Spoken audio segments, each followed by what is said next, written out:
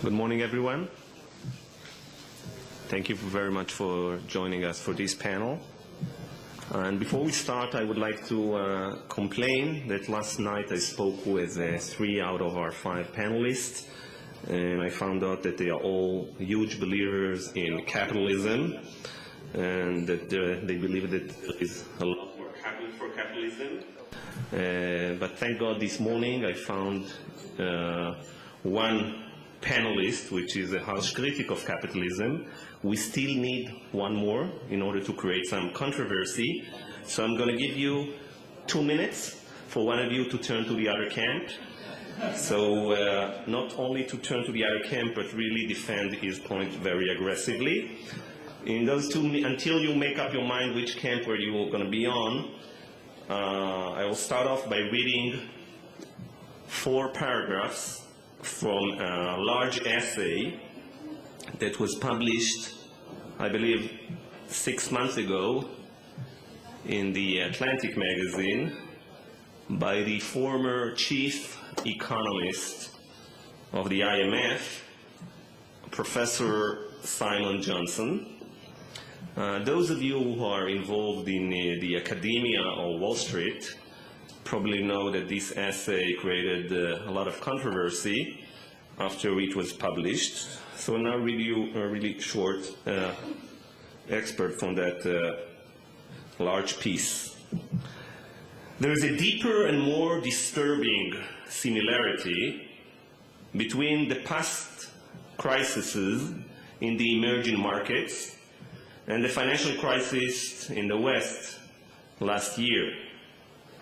Elite business interests, financiers in the case of the United States, played a central role in creating the crisis, making ever larger gambles, with the implicit backing of the government, until the inevitable collapse. More alarming, they are now using their influence to prevent precisely the sorts of reforms that are needed and fast to pull the economy out of its nosedive. The government seems helpless or unwilling to act against them. The various policies, lightweight regulation, cheap money, the unwritten Chinese-American economic alliance, the promotion of home ownership had something in common. Even though some are traditionally associated with the Democrats and some with Republicans, they all benefited the financial sector. Policy changes that might have forestalled the crisis but would have limited the financial sector's profits were ignored or swept aside. The American financial industry gained political power by amassing a kind of cultural capital, a belief system. Once perhaps what was good for General Motors was good for the country. Over the past decade, the attitude took hold that what was good for Wall Street was good for the country. The banking and securities industries has become one of the top contributors to political campaigns, but at the peak of its influence, it did not have to buy favors this way. It benefited from the fact that Washington insiders already believed that large financial institutions and free-flowing capital markets were crucial to America's position in the world. Ladies and gentlemen, in these paragraphs, Simon Johnson refers mainly to the financial industry, but I believe he hints that some large part of capitalism is designed to benefit mostly the rich and powerful, and the people who have the power to reform the systems are the people that are the beneficiaries, so we cannot expect real reforms. Before we start, before we continue, I'll introduce the panelists now, our distinguished panelists. Obiageli Obi, Catherine Ezekwesili from Nigeria. She is the Vice President for the African Region, World Bank, former Minister of Education, Government of Nigeria. Jean-Paul Fitoussi from France.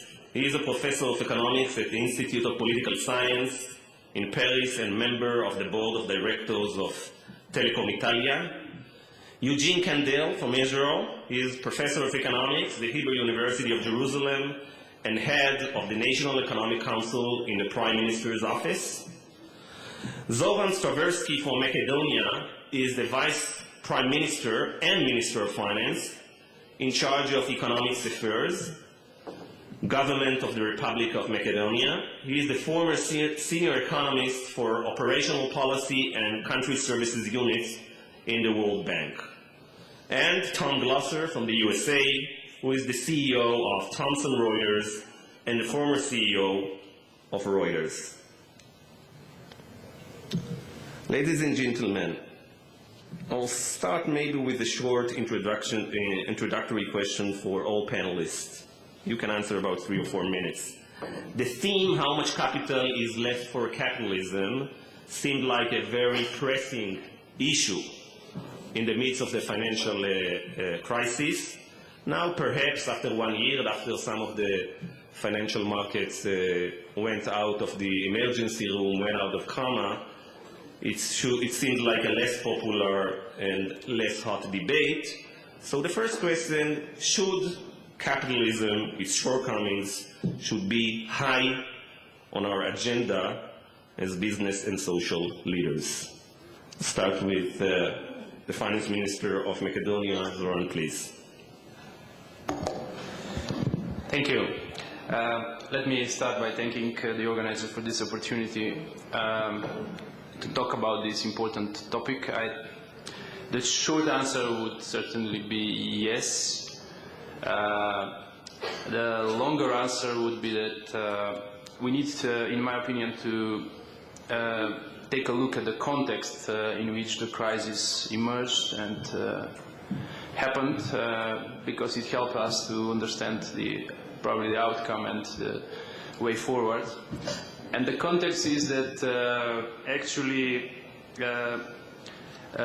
what happened is that a lot of time has been spent on discussing the moral failures of capitalism, things like greedy investment bankers and materialism, consumerism and other issues of similar kind. While, in my opinion, it is obvious that the crisis goes beyond this moralistic perspective. And why is that so? Simply because this crisis, like all other crises of capitalism in the history, has taught us that it's inherent for the capitalism to go through such crises simply because the system itself is successful if capitalists are making profit. While the system is at the same time providing benefits for many other, the only way that it produces benefits for those, for the general public, let me say that, is when it produces profits and wealth for capitalists. And in order to produce wealth, one needs financial intermediaries and also sophisticated instruments. So the debate whether there is a need for intervention is actually the answer is pretty straightforward. The system itself has to be saved, and that's because simply there is no other political alternative to capitalism at the moment. At least I don't see any political alternative. As long as we have that situation. We need to devise one in this panel, so we have about 15 minutes for that. Okay. So the system has to be saved, and the real debate which I think is happening nowadays is what needs to be done in order for the system to be saved and to be less prone to similar type of crisis. And here we have an evidence, at least lately, of some more pragmatic approach than initially, and more pragmatic approach has been presented at the latest meeting of G20, at the annual meeting of IMF and the World Bank, discussing what needs to be done in, basically there are three areas: reform of financial regulation, rebalancing the world, rebalancing between countries with surpluses and countries with deficits, and third is a different role for IMF and the World Bank. Let me stop here because others will certainly have to. Thank you. Tom, your company has a huge influence on the agenda, on the global agenda. How important is the capitalism and its shortcomings on your agenda today? Thanks. Well, I thought, as you know, since we're talking about capitalism, everyone else on the panel, distinguished economists, academics, government ministers, have a macro view. I'd give you a bit more of a microeconomic view. So what does somebody inside a company do when faced with a crisis of capitalism? First question, you know, when I got a call and I said, what do you want me to talk about? And you were nice enough to say, well, just give us your opinion on capitalism. And I thought, well, my opinion on capitalism is a little bit like my opinion on eating or food. I like it. And the world has been through a pretty terrible case of food poisoning. But, you know, I'm still going to go back to eating solid food. The alternatives, just as Zoran said, don't seem very appealing. So I run a company called Thomson Reuters. We have 53,000 employees around the world. The mission of the firm is to create, aggregate, and distribute content and essentially software as service that makes professionals more effective in their business life. And in many ways, the crisis has been a boon, a help to the company, because in, let's say, our financial services business, we help create conditions of greater transparency. We gather news from 2,700 journalists around the world, and one thing that the crisis showed was that there were some dark, opaque spots of the market. People didn't really understand what was going on in the credit default swap market, and more information, more transparency, more fairness has got to be part of the solution. But let me just say, what did we actually do? When economies are operating very well, at the peak of bubbles, it's easy to be a manager. You know, the phone rings off the hook, customers want to buy whatever you have, the tide lifts all boats. But as Warren Buffett quite accurately said, in probably the overused quote, when the tide goes out, you can really see who's been swimming naked. It's a terrible time to be, it's a difficult time to be a manager, but crises are actually a wonderful opportunity for companies and, in fact, for governments to clean house. It's not clear to me that this crisis has lasted long enough for governments to really do the fundamental analysis needed to take steps. We have been doing that. And the key thing that we've done is to increase investment in the down cycle, to cut costs wherever we can, to ring-fence the strategic, and to try and come out of the crisis stronger because of the things that you can only do during a crisis situation. So let me just summarize what Tom said. He likes capitalism very much, and when there is crisis, it's boom for his company. Obi, please. Well, thank you very much. I would like to take it from the perspective of your question. Is this a relevant topic today, considering that the markets seem to be rallying again, and we're basically optimistic and thinking that growth is back? I would say this remains a very relevant topic now and in the future. And the reason is that fundamentally, what we have been exposed to are the limitations of unbridled capitalism. The sense that, the nation state is not important and that the market can fix everything went away with a crisis that we've just been through, the worst since the Great Depression. And clearly, it is an important crisis for us. It's an awakening in the sense that because globalization and its basic fundamental benefits of spreading prosperity through the embrace of the market by many more political systems and cultures has led us to thinking that we got the right solution. And so, market does it. It is clear that we have been brought back to the limitations. And the limitations are the things that the market cannot do if left alone. And clearly, one thing that is clear, that is obvious in my mind, is that as we look at the role of government in relation to the private sector, the capacity of government to regulate is back on the table as an important agenda. The structure of economies matter. The fact that production and productivity are important. They are the underpinning fundamentals on the basis of which you can create wealth.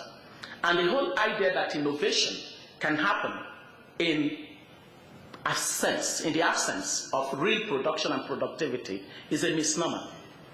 It is clear also that this exposes the fact that widening inequalities within economic systems that are prospering need to get the attention of not just government, but also the key players in the market.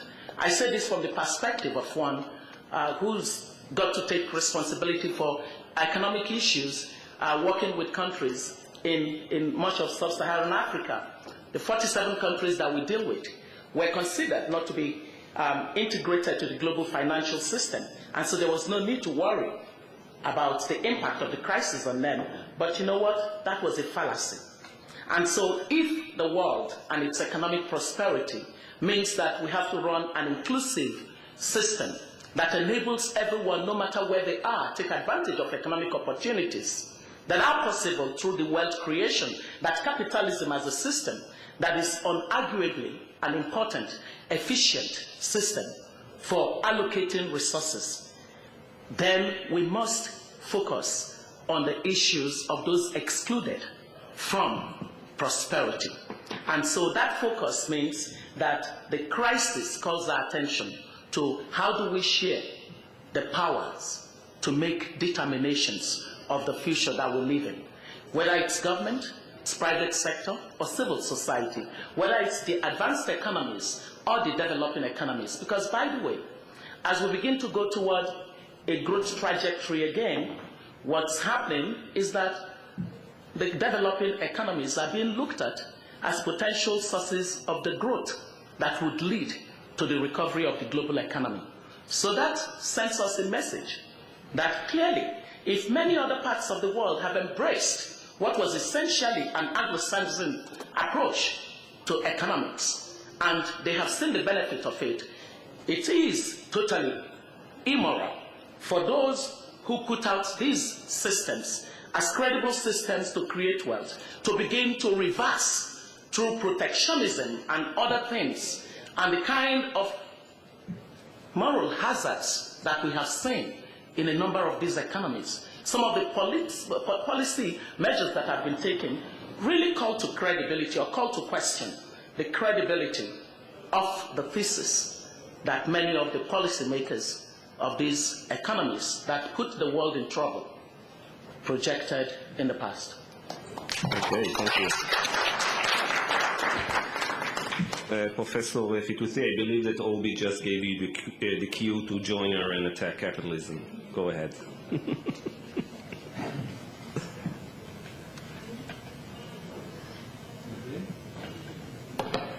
Well, I'm very intelligent, as you see.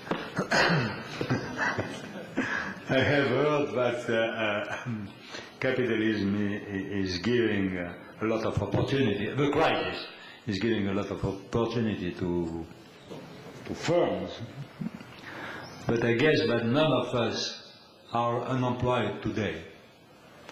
And a lot of us have a lot of opportunity.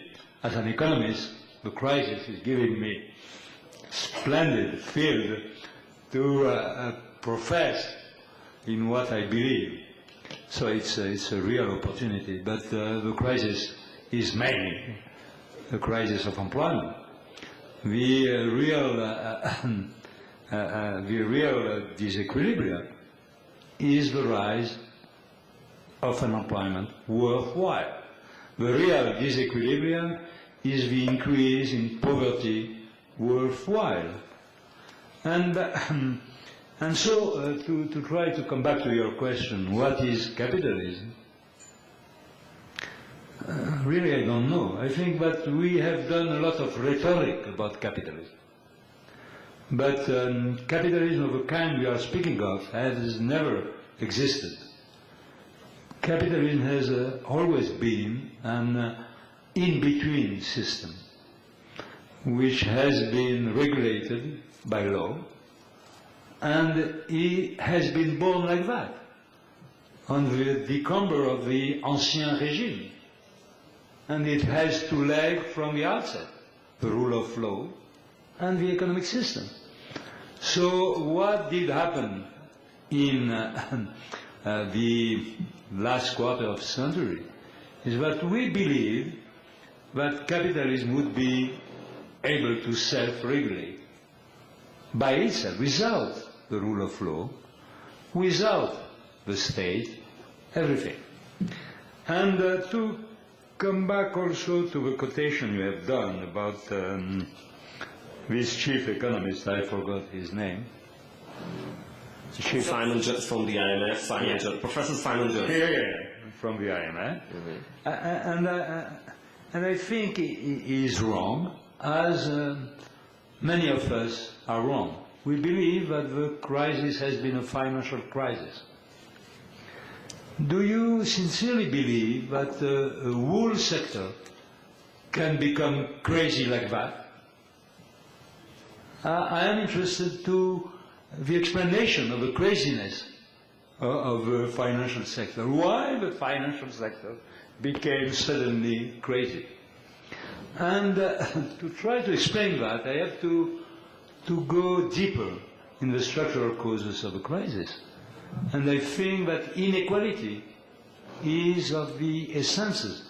Let me sketch out a fairly simple explanation.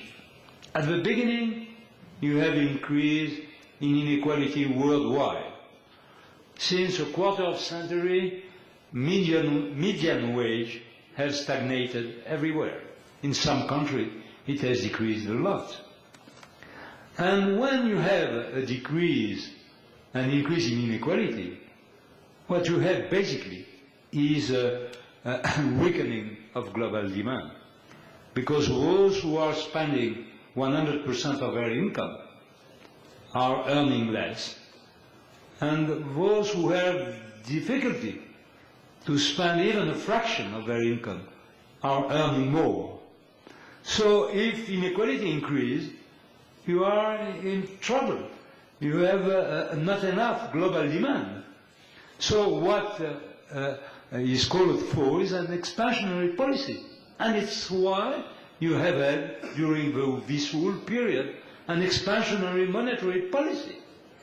During a fairly long period, an expansionary monetary policy. And that was the root of the craziness of the financial sector. With such low interest rates, you have extraordinary leverage effect, and this leverage effect and the whole innovation business of the financial sector came out also from the fact that those who were benefiting from inequalities, and these few which were benefiting from inequalities, wanted to have a high rate of return out of their saving. And so we were listening to a great lie, and we were believing it. The great lie was the following. Each financial institution promised to give to each of its clients a return higher than the average return. Well, nobody is laughing, but I remember, but because it is an arithmetic impossibility, but I remember at the time in Italy, a syndicalist made the following proposal. I propose that each wage earner earn a salary higher than the average salary, everybody laughs. You are laughing now. But when the financial sector is doing the same promise, nobody were laughing. Why? Why is it that? But it is because we were speaking with rhetoric. So to say the thing in a simple way, we are living in a system that we call capitalist system, but which are systems which are run by two conflicting principles of organization. The first principle of organization is the market principle. And according to the market principle, 1 shekel, 1 vote.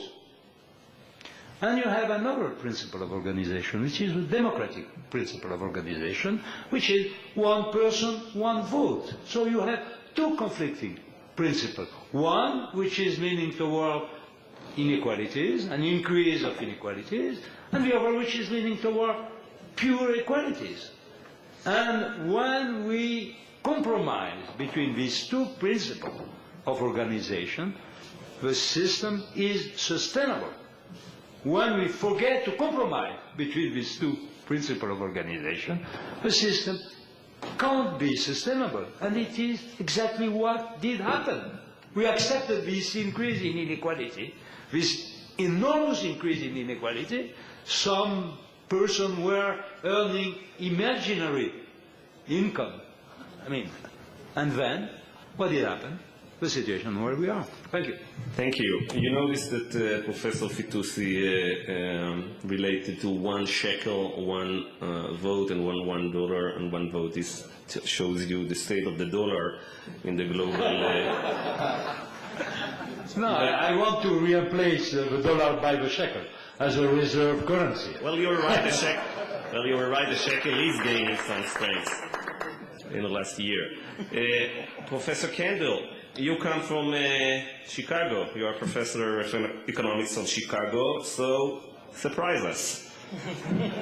Wow, that's... I did do my PhD at Chicago, that's true. But let me, first of all, refer to this. You know that 95% of drivers believe that they are better than average drivers. So this is inherent in our cortex. Male drivers, you mean? What? Men drivers, not women. Maybe, I'm not sure, but this would be consistent with what we know about the difference in gender. Okay, so what's capitalism? I mean, what would be called unbridled capitalism is the basic right of people to own assets. Capitale comes from Latin, which is assets, valuables, and trade them. And essentially, this is it. Now, this statement by itself already involves huge amount of work by the government, because to own means that somebody protects your property rights, and to trade means that somebody enforces contracts that you engage while trading, because otherwise you can only two people standing with big sticks and watching that the sandwich trades hands and you get your shekel for the sandwich. Otherwise no other transactions are possible. So the government is always there. Okay, no. That's one thing. The second thing is some transactions are detrimental for the benefit of others. Okay, for example, we prevent slavery. Okay, this is the government comes in and says you can't sell yourself, despite the fact that in principle, if I own myself, I could sell it. So the government comes in and says no, you can't sell yourself. Similarly, the government can come in and restrict trade, restrict ownership. For example, many governments restrict ownership within national borders. Restrict owners for foreigners, very common, restrict international trade. So in any system we are heavily into restrictions on this. The story where these capitalists are doing whatever they want is a myth. By the way, government regulation, even with good intentions, has good and bad outcomes. I'll come to that in a second. But essentially, coming back to the basic point, should we look at the current crisis as an opportunity to learn? The answer is definitely. Because it's all about two things. Capitalism is about learning and about incentives. Okay, learning, capitalism is a system that is self-organizing. Okay, we do not, in principle, we do not rely on somebody to figure out who has to produce what in Brazil and Philippines tomorrow morning. Somehow things work themselves out. And such systems, unfortunately, you know, the creator forgot to give us the operation manual for these systems. Okay, and so they don't come with instructions. We learn by doing. He gave it to Goldman Sachs. Well, maybe. Well, he gave to Goldman Sachs how to make money on the system, not necessarily how to operate it. Or maybe they keep it in the safe, I don't know. In any case, so we have to be learning. There was a system, I come from the Soviet Union, 30-odd years ago. There was an illusion for a while that the government can actually organize this system rather than to let it self-organize. It could organize and decide where it's going to go. Well, first of all, it didn't go very far, and second of all, they didn't know where it was going. Okay, that's the problem. This was an illusion that they can organize it and decide where it's going to go. It was going where it wanted to go under these restrictions. So the point is that if we have a crisis, we must learn from it, but we must learn how not to have the same crisis and how to prevent similar type of crisis. We will have another crisis. It will come from a different source. We just need to try to understand how we're setting this up. And the last point is it's all about incentives. I hear a whole bunch of claims that economics as a science is dead. This is, I claim to my students and everywhere I speak, is that this crisis, the evidence that economics as a science got the biggest boost that it could get. First of all, because incentives work. This crisis was all about incentives. It was cheap capital, that's true, but you had to add incentives to do things that people did. And unfortunately, in many cases, we don't understand how incentives work. That doesn't mean that they don't work, when we want to do A, we get B. In the Soviet Union, it was very well known that you never buy a television set that was manufactured towards the end of the month. Because the system was saying, we're going to give you incentives to produce. Okay, the more you produce, we're going to pay you more. Well, by the end of the month, the workers were hammering in screws into the television sets. Okay, so your television was not very operational because nobody was thinking about the quality in it. It was just quantity. So this is a simple example. But if you do a parallel to this, Clinton administration in '92 desired to limit executive compensation. And to say, wait a minute, why are these guys making so much money? The median executive in an S&P 500 company was getting about $2 million at that time.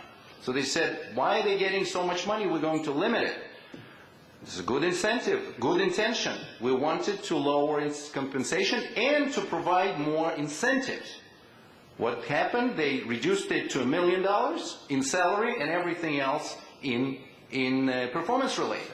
Well, 10 years later, 6 years later, we had two crises from that, not just one. 10 years later, we had the same executive in the same company was making 4 times more, except that at that time it was making less than $1 million in salary and $7 million in short-term compensation. Now you ask me whether this was something that the government intended. I'm not sure. So the point is, you have to worry about incentives. This is the main thing that we need to learn. But you have to understand that incentives don't always work the way you want to do this. You give incentive to do that. The equilibrium is a little more complex. Professor Kendall, you talked a lot about incentives, and your colleagues, Professor Fitoussi, talked a lot about another word, which is inequality. Could you relate to this word, please? Yes. Capitalism is inherently unfair. You know, in 1861, when Russia released its serfs, they all were given a plot of land. They were very poor. 30 years later, when the 60 years later, when Bolshevik Revolution came in, there was a big class of very wealthy former serfs and a big class of completely poor and desolate people. They started from the same start. Just some of them decided to work hard, to take initiative, to buy, sell, trade, and the others decided to drink vodka at 10 o'clock in the morning. Okay? You can figure out which one went where. Okay? So capitalism is unfair. Prophet Ezra, in our tradition, understood that a long time ago. There's a very interesting book by my colleague oren4 about that. He essentially introduced this system which reallocated property every 50 years. We have that in, over 2,000 years ago. Today we do it through a system of reallocation, transfer payments. We're saying people, and it's not unfair necessarily to people that are born with a spoon of silver in their mouth. Okay, this is about people who are born with brains, with initiative, and with drive to work hard. If you look at the richest people in Israel today, you take 20 of them. I didn't do math, but I would assure you that none of them were in that category 20 years ago. Their parents were. What? Their parents were. No, actually, that's exactly the point, that their parents were not. Their parents were not in that category. If you look at elites in Israel, and you look at them 3 times in 1950s and 1970s, and now there was almost completely no overlap between them. Okay? But the system is still unfair. This is what makes it so powerful in providing incentives. It has to be made more fair, of course. I mean, nobody argues that we need to worry about people who are born with disabilities and people who are born with various impediments. We have to provide education, we have to provide access to capital. All this is true. But basically, the unfairness comes from what makes capitalism powerful. It gives incentives to succeed, and whoever succeeds becomes better off, significantly better off, than those who don't try or don't succeed. Okay, let's go to another subject and then come back to the economic aspect of capitalism. Let's talk about media for a second. I'd like to ask Tom and Professor Fitoussi about the role of media in capitalism and in this crisis. Let's start off with you, Tom. How do you think you have around 2,700 journalists working for you? How do you think they did, how well they covered the financial crisis before it erupted, during it erupted, and how do you think they cover capitalism? Well, I think there are really 2 parts to that question, or maybe they're just 2 parts to my answer. The first half is the factual reporting. So I'm slightly biased. I read Reuters News. I think it attempts to be fair, accurate, and independent. We don't always succeed. And since I'm not a journalist, I can give them a lot of credit. I think they do a very good job. I think we did a good job of chronicling the buildup of pressures in the various systems. Now everyone says, oh, why didn't we know about this? Why weren't we warned? There were voices warning about this. Nouriel Roubini didn't just wake up to become Dr. Doom. He was being quoted in Reuters over the last 3 years. George Soros was also quite clear about it.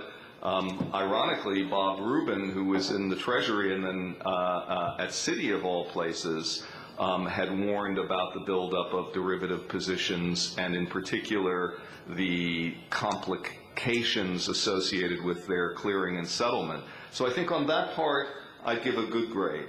The part where I don't think anyone did a good enough job is connecting the dots. I think Dick Fuld did exactly what the reformers want to do. He went down with the ship. He lost $1 billion. I don't think he intended to do that. I don't think it was an evil plot by the management of Lehman to bankrupt the firm. So to ask journalists to do more from the outside than the very people who are running these places were able to see from the inside is probably too much to ask. But I don't think anyone in the journalist world did a great job of connecting the dots. Professor Fitoussi, somebody told me this morning that media did not do a very good job and that we shouldn't be surprised by it because the media is controlled by the capitalists, and I believe that you are the one that told me that. No, that's true. The media it's obvious, have vested interest is obvious. But more than that, I think, I believe in the power of doctrine and in the power of ideology. And if you try to look at the headline of a newspaper since 20 years, one day out of two, you would read the market believe that the policy is good or bad, the market believe that this or that.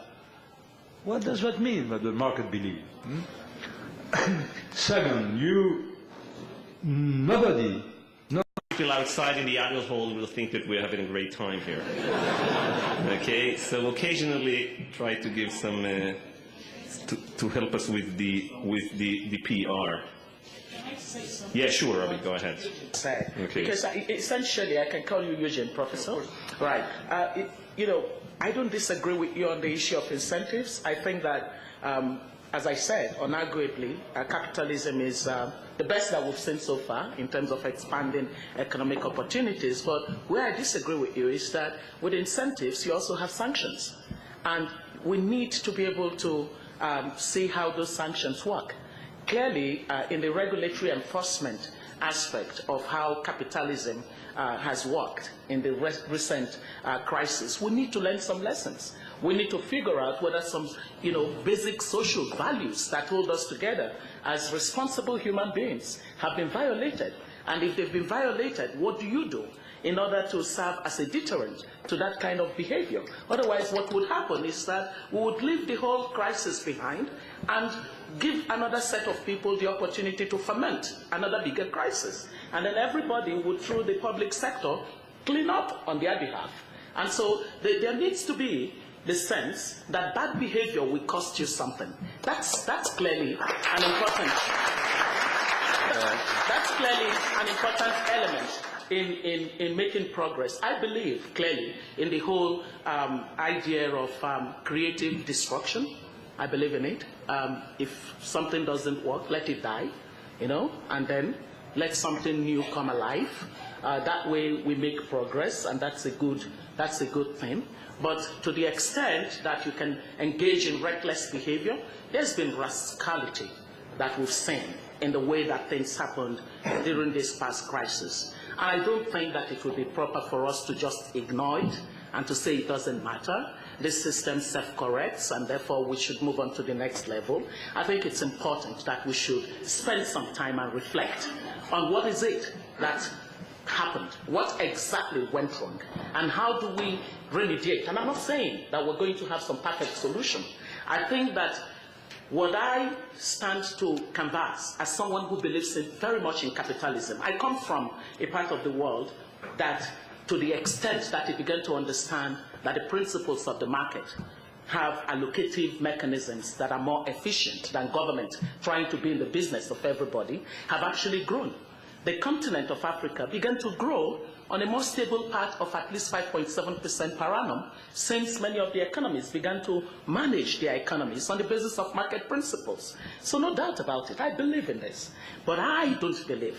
What I don't believe in is in the fact that a bunch of people are so brilliant, they can do anything and get away with it. And that government regulatory enforcement is not important. And I also don't preach for government regulatory enforcement that stultifies the creative ability of the citizens. I don't want government, getting in the business so badly that it makes it impossible for people to be creative and innovative. But I still believe that there must be a sense that there's a stick that will come down on that child that behaves badly. Thank you. And by the way, my fellow panelists, if this was a reality TV competition show, Obi is clearly winning. That's fine. Okay, I'm just an observer here, but you know, Actually, you should do better. I must disappoint you because I agree with every word. I'm sorry that maybe you misunderstood me when I said that we have to learn, but we have to understand incentives. Government intervention is all about incentives. What I meant is that we have to be very careful what kind of incentives we introduce because they have bad consequences. Part of the stuff that people did was pure regulatory arbitrage. And the regulatory arbitrage is impossible without regulators. Okay, so I am all with you, every word. And what I'm saying is that we have to learn how to provide incentives in a reasonable way and not just to say, well, I want him to do that, therefore I'm going to force him to do that, because that's going to have unintended consequences that's going to haunt us in the next crisis. Professor Fitoussi, just before I'll let you react to that, Zoran, you're the boss of the financial boss of Macedonian emerging economies, and emerging economies in the last 10 or 20 years have embraced capitalism, maybe some of them American capitalism. After this financial crisis, economic crisis, do you still embrace it full-heartedly as you did in the past? Well, I think we are still in love, but maybe not so passionate love. we are more rational now, as more mature persons and countries. Well, I would like to pick up on the notion mentioned by Professor Kendall on the fairness of the system. And certainly both at national and international level, the system has proved once again and again that it's not fair. Which is both at the same time its strength and a weakness. And this unfairness from the perspective of developing country or transition countries, small countries in particular, is in the following. Basically, the countries that have generated the crisis can run huge budget deficits and are effectively bailed out by the rest of the world by engaging their printing presses to work overtime. They have been practically bailed out by the rest of the world, including developing countries and transition economies that have, on the other hand, had prudent fiscal policies with low budget deficits. But they were unfortunate, probably, because their model of growth, most of them, in particular those in Central and Eastern Europe, their model of growth was based on FDI inflows and high current account surplus deficits. And when the FDI was reduced, then these countries fell into deep recession. So the crisis is at the same time a chance for all of us to rethink the model of growth and the basics of this model of growth. And certainly on the short run we need to save ourselves by borrowing whatever the price is, either at IMF or the capital market, while on the long run we need to rethink the model of growth in the perspective of moving towards a more competitive structure of our economies, because the structure of the economies was also not well diversified and more vulnerable to this kind of crisis. So we are investing, for example, Macedonia is investing a lot in improvement of the business climate. We have been third best reformer, for two consecutive years, third best reformer in the world. And we are investing heavily in education because we believe that's the key for improving our competitiveness as a country and being more resilient to crises of similar type. And I think this is the way that many other countries in my part of the world are taking this development path. Thank you. Professor Fitoussi wanted to react to Mm-hmm. No, I wanted to join this debate about incentive. I am not trying to compete with Catherine. I think I would be very much happier to lose in this competition. But I want to say that there is a big problem. We, all over the world, has been the bailing out of the financial system. Not only the bailing out of the financial system, but also we have had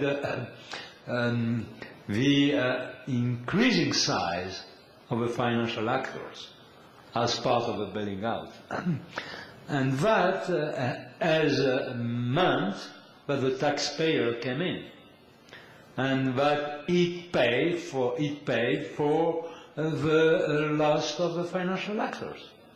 And now the financial sector is doing great benefit. And so that means that what we have injected in the system is worse than before. Now the actors have understood that really they are too big to fail. So their incentive, if I reason in terms of incentive, is to take even more risk than before and to put the system more in danger than before. Second, about the incentive. Incentive can be also wrong. If what we are experiencing is a market failure of a great size, and if we are believing in the incentive given by the market, that would be the wrong incentive. We would believe that trees are going to sky. The housing price can go forever upside. So when we are working with incentive, we can work with the wrong incentive. So it's not as easy to say you have to give the right incentive or we have to believe in incentive. About unfairness of capitalism, I have to tell you that we have a diversity of capitalism.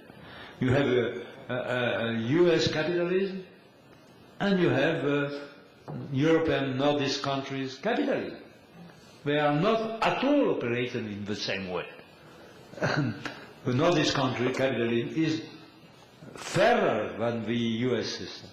There is a lot of redistribution. And what is sure is that there is no difference in economic performances. And if we measure rightly economic performances, we may even say that the economic performances of the Nordic system is much better than the economic performances of the other system. But we are not doing that. Why we are not doing that? Because we are used to measure through, for example, expenditure. If we measure health through expenditure, the US system would be the best. It is spending the highest amount for health, 15% of GDP, which is increasing its GDP. But the outcome of the health system is one of the worst in the world. So we have not only incentive problem, and I agree that we should look at incentive, but we should also understand that sometimes we are basing our incentive system on the wrong measure. Professor Fitoussi talks a lot about the obsession of economists with the benchmarking, of beating the benchmarks and the average. It reminds me of the story of the two economists that meet, and the one asks the other one, "How is your wife?" So he answers him, "Compared to what?"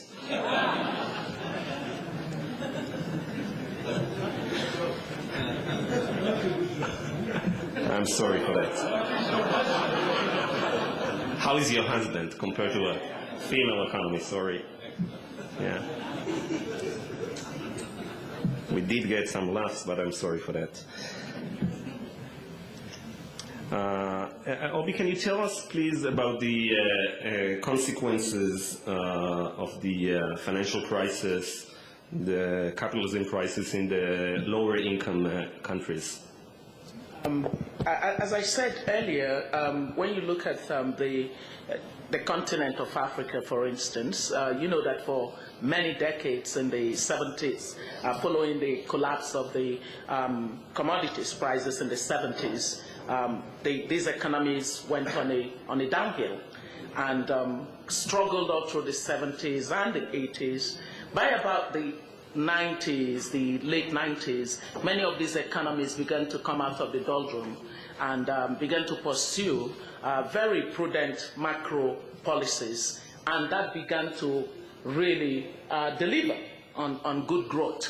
And so over almost the last decade, what we've seen of these countries is a steady growth of an average of, say, 5.7%, not at the level to tackle the depth of poverty that these countries have, but a good enough growth, because it's higher than the population growth rate of an average of 3%. Now, what has happened with the crisis is that 2009, our forecast is that these countries, on an average, will grow at 1.2%. That's a serious collapse of growth. And with that, it's not just an economic crisis anymore. It becomes a social crisis, it becomes a humanitarian crisis, and becomes a political crisis in many of these countries. And so the fragility of the state comes back. And the issue of, taking a typical number for us, is that with a crisis, an additional 10 to 15 million Africans will be thrown into poverty. That's a significant number of people joining the poor class. With the crisis, some additional 35,000 children will die before they attain the age of 5. And most of these children will be girls. Now, that says something about the behavior that happens so many kilometers away, but which invariably has ended up in the doorpost of people who were already in poverty. So what that says to us is that no matter what global solution you're talking about, you cannot make it the solution of the rich club, because the poor suffered as a consequence of the impact of this crisis on the rich. And so how do we formulate global policies that look at solution from that inclusive perspective for a sustainable globalization? That really is the question. And I think that more and more focus on the issues that matter. I was very impressed with what the Vice Minister from Macedonia said about investing in human capital, because human development is key. It is not something that the market easily thinks about, but it functions on the basis of the capacity of the human capital.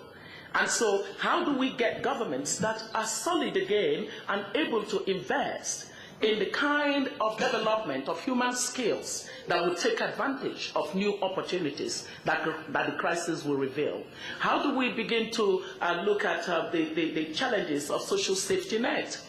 And how do we put them in place in societies, as he said, where the fiscal space to be able to expand government spending does not even exist? How do we begin to look at the issues of job creation? It's not, I mean, governments don't go around creating jobs, because that's a political job. I don't want that kind of job. But how do we enable government and embark on the kind of policies that would trigger the investment, whether domestic or foreign direct? In the case of Africa, for instance, before the crisis, in 2007, foreign direct investment had gotten to the level of $53 billion per annum. Remittances from Africans living abroad, mostly in Western Europe and America, had peaked at 20 billion. In some of the cases, surpassing the amount of development assistance, as in foreign aid, that was going to these countries. And all of this is in the reverse. The commodity boom has gone. And so you're left with countries that are challenged fiscally. You're left with countries that need to figure out how to get back on the growth path. It cannot be just their problem. I think environments like this offer opportunities for me to say to you that no matter what part of the world you are from, as your countries go through the pressures in your domestic economies, may they not forget that the crisis led to some problems in places outside of your own geographical boundaries, and that therefore the importance of low-income countries and the support that needs to go to them must continue to be even on the domestic agenda. Thank you. Thank you.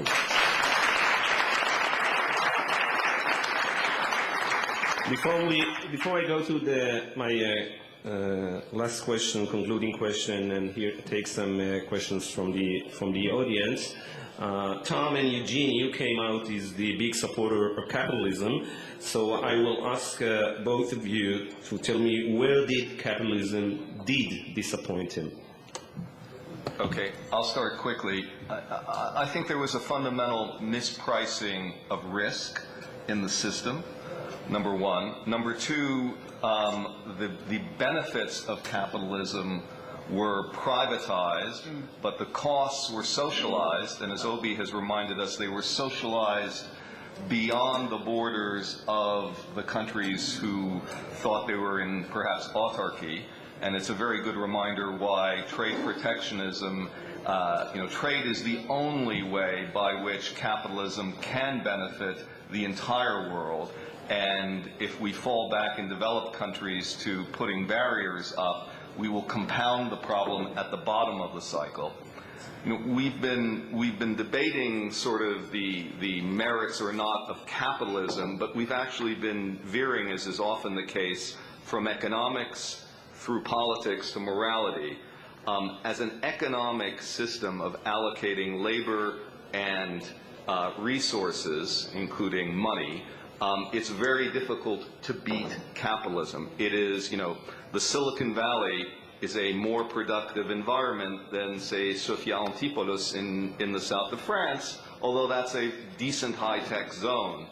However, the economy can't live in a vacuum. It lives within a political dimension, and we have a choice as citizens to constrain the outcomes, which vary very widely. And similarly, there's got to be a moral dimension. And, I'm not actually that far away from Professor Fitoussi. The issue is just how much do you constrain the swings of capitalism? And that's a political choice that every country should make, and I don't actually think everyone should make the same choice, because that actually leads to a better global mosaic. Okay, Eugene. I support capitalism to the same extent that I support democracy, for the lack of better alternative. And so I don't think that we have anything that comes close to either one of them. And so my problem is actually we're looking at in the mirror. I think the problem is not with the system, but with people, because people love democracy when it works in their favor, and they love capitalism when prices go up. When things start becoming a little bit more difficult, people, for some reason, start imposing various limits on freedoms, and these freedoms could be personal freedoms or economic freedoms. And people don't want capitalism, they want protectionism, we are hardwired this way. We want to blame somebody. And so nobody offered to give part of their rising housing value to the government as a gift when prices were quadrupling. Okay, nobody was even contemplating that. But then the minute the prices start going the opposite direction, people said, well, I want you, the government, which is who the government is. It's all of us. I want everybody to bail me out. That's the disappointment. Unfortunately, there's not much I can do about it.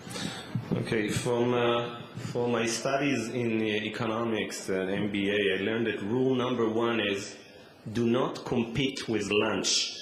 So I'm not going to ask a final question, concluding question, and go to questions from the audience. Please, just introduce yourself, and I think there is a microphone here. Somebody should give it to you. Okay, just yell, This is the market. Yes, please.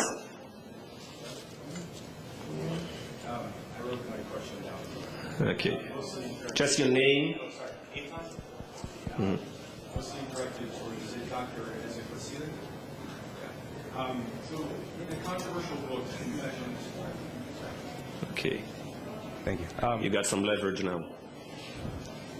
In a controversial book, Confessions of an Economic Hitman, John Perkins recounts his experience working for the National Security Agency, often to further the agendas of the World Bank, USAID, other organizations. He mainly operated within Latin American countries and argues that organizations such as the World Bank, the IMF, USAID, etc., pressured governments and leaders to accept development loans that were essentially, they were unable to repay. With these enormous debts that they could obviously never dream to repay, they had no choice but to acquiesce to U.S. political pressure, ultimately control, which led to increasing wealth gaps, long-run growth that was crippled, and basically they played their economies into the hands of large corporations. Eitan, what is the question? Getting there. We can see this from Pinochet's government, Omar Torrijos in Panama. And my question is, what are African nations doing today to ensure that money coming from these kinds of organizations fosters what one might call endogenous development, growth from within, which benefits merchants, local industry, promotes education, long-term development of these developing economies, and prevents the control and extortion of multinational corporations? Obi, the answer can be shorter than the question. I'll try. I think, give you an example. Mozambique. You remember Mozambique? A country that was in war for such a long time. The president and the prime minister of Mozambique will tell you that were it not for the kind of support that Mozambique got from an institution like the World Bank as it embarked on its reconstruction effort, that it would still be struggling to get back on track. A country like Rwanda, you know Rwanda. We recently were on a visit to Rwanda, myself and the president of the bank. The president of Rwanda will tell you that without the support that it got from the World Bank and many other bilateral partners, it would still be struggling badly to recover from the worst pogrom that we've seen following the one that we know most about. And yet, a lot of the times, the questions concerning the role of the World Bank focuses on a period in time when it embarked on the structural adjustment policies in the 80s and had its challenges with those policies, because in many ways, what you raised in your statement about home-based institutional issues, factors beyond the orthodox economics of market demand and supply were not considered. Now, the lessons that institutions like the World Bank has learned is the importance of having the countries firmly rooted and in control of the economic choices. That's why I clap for you, because the political economy of policy choices is important. We have learned that lesson big time, and so we see more and more ownership of the reform agenda by the countries that we serve. And in the light of that, we actually see those countries growing better than others. All right, thank you, Abi. Any more questions from the audience, please? Just stand up. Thank you. Hello. Hi, my name is Ryan Sauer. I'm from South Africa. And in the discussion that you guys have been having, there's a lot of talk about, well, to ask the question more straightforward, I don't know, don't want to waste time. But in South Africa, we have a problem at the moment whereby the government of the ANC is very much governed by our worker and labour unions such as COSATU. And unions like that impose a lot of pressure in terms of government policies. Is it not dangerous when the working class, and there's a lot of polarization between the rich few and the very poor many, is it not a problem when the working class that is potentially uneducated starts putting pressure with their sheer number on government policies that will then obviously change the course of the entire country? Thank you. I think Professor Fitoussi would like to address that. The union, you mean? I don't know. I believe in check and balances. If you have a system without any bargaining power on the side of the workers, you would end with a too high level of inequalities. If you have a system without union, you can end with a bad outcome just because you have not enough consultation. And consultation may lead to a much better outcome than individual decision. I agree that it has not to be the reign of a verb and going forever in having consultation, but in country where the union are strong, and I'm speaking from a country, France, which is the least unionized of the world. 8% of the French workers are unionized. So I know what I mean. If it does not work well, it is because of that. If we have no social contract, no compromise between enterprise and worker, it is because the unions are not enough strong. When they are enough strong, I think the outcome would be at the advantage of the society. And that is based on the fact that you have to get check and balance. Because the labor contract, come on, it's a completely unbalanced contract. When you have no governments which come in, you have a big firm and a small individual who are contracting. So you have to have a regulated contract. You have to have a lot of protection, and usually it's better to have protection through bargaining rather than through law only. Eugene, you want to give us Chicago perspective? I basically agree with this. I mean, this is all about checks and balances. And, you know, when you start from basic 19th century sweatshops or today's sweatshops in some countries, and you say that there's no representation, it's not economically sustainable. This is the difference between the social benefits and the private benefits of the employees. And so clearly there is a benefit of improving working conditions and trying to bring these people to invest in their education, etc. This is going to be better for the country. But then once you start with the union, and we've seen that again and again, the union that is more powerful and they can apply more pressure, applies that pressure not to protect its workers necessarily, but to also extract rents from the system. And this is exactly what Professor Fitoussi is talking about. Again, we see that in Israel, we see that, you always see that the bigger the power of the union to exert pressure on the rest of the citizens, the higher wages they get. This is certainly not about defending workers, right? You all understand that this has nothing to do with it. It has to do with the power to exert pain.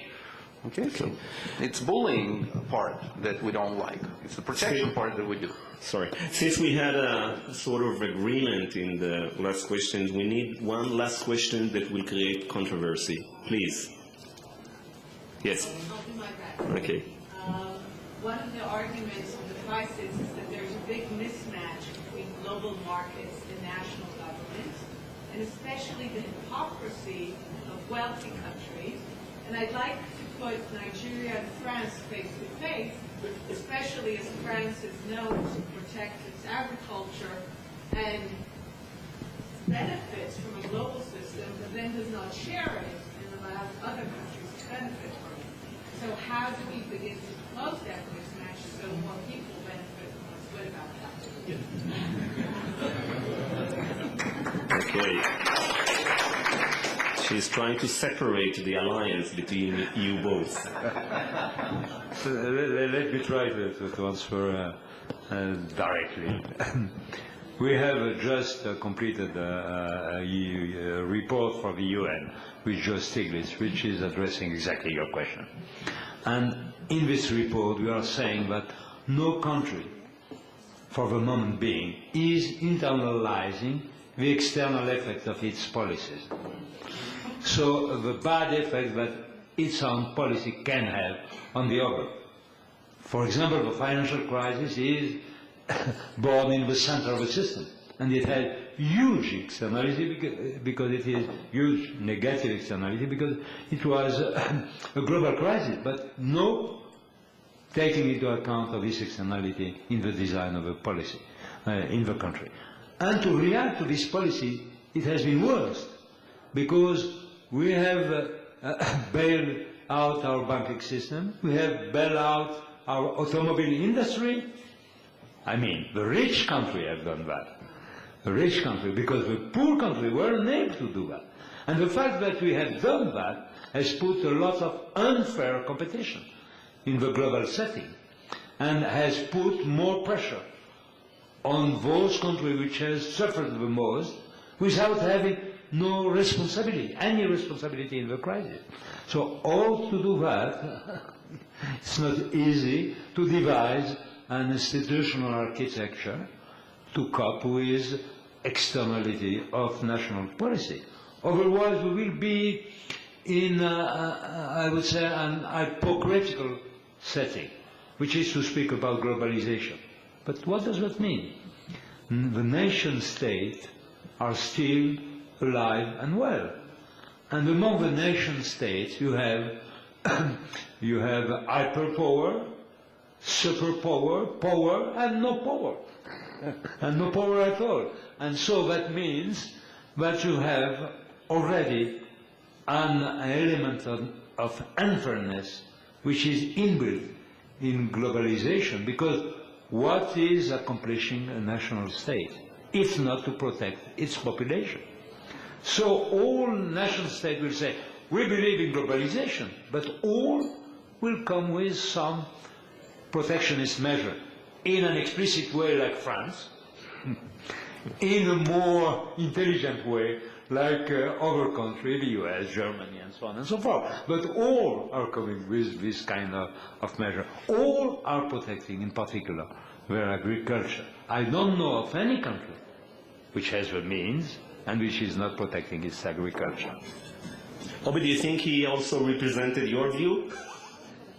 He almost did. Okay. I will cut him a slack. I think the real challenge is that following all of this, how do we redefine the whole global trade architecture? How do we begin to look at the Doha rounds and really take into consideration some of the issues that the countries that have had unfair trade relationships with the rest of these developed economies are putting on the table? I think those issues are even much more urgent to tackle now, as your question clearly indicates, than they ever were, because we know that trade will be the instrument through which we can recover. And so if trade is going to be that instrument, you need to use that instrument in a kind of way that it crowds in many more players than currently are at the table. The fact that the G8 has expanded to the G20 is a first good step. But beyond that, the structure of the global economy needs to be understood, and where the sources of opportunities for growth exist, no matter where, should be given the freedom. And that's where I like Eugene's word, the economic freedom, to be able to compete and to compete well, and to understand that some people have a leg up better than the others, and therefore how do you bridge and close up the asymmetry that we currently cause the kind of inefficient inclusion of the people in the developing countries as against their counterparts in the advanced economies. But I'm so glad you asked that question. Yeah. That's the power of a woman. Yeah.